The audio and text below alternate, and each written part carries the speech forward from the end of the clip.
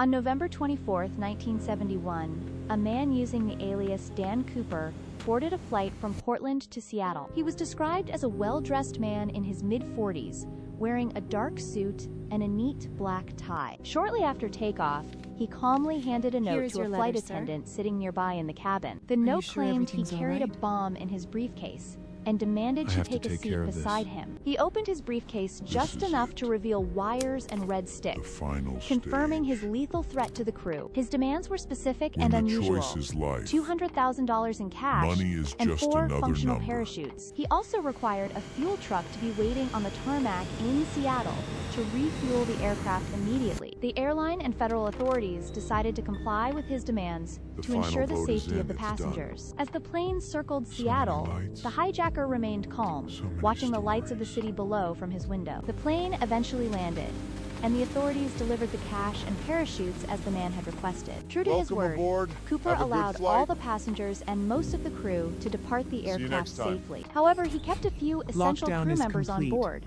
forcing the pilots to prepare for another takeoff. He instructed the pilots to fly toward Mexico at a very low altitude and a slow, steady speed. The aircraft climbed back into the cold, dark sky over the rugged terrain of the Pacific Northwest. Outside, a heavy storm raged, with rain and wind battering the fuselage of the commercial airliner. Inside the cabin, Cooper ordered the crew to stay in the cockpit and lock the door behind them. He moved toward the rear of the plane, where he successfully lowered the aircraft's aft staircase. In the freezing air, he strapped the ransom money to his body and secured his parachute harness.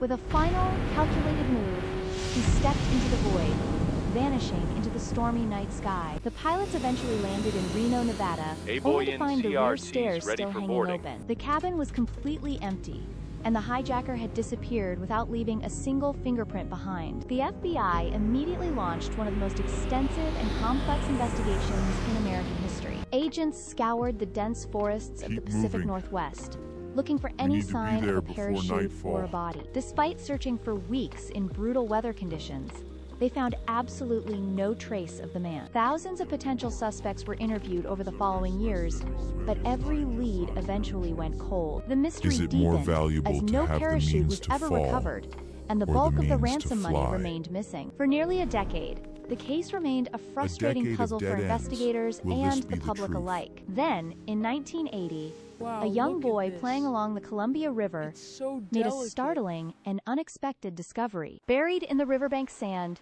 he found several bundles of rotting cash that matched the ransom serial numbers. This discovery proved that at least some of the money had survived the jump and the elements. However, the find only raised more questions about whether Cooper survived or if the money was lost.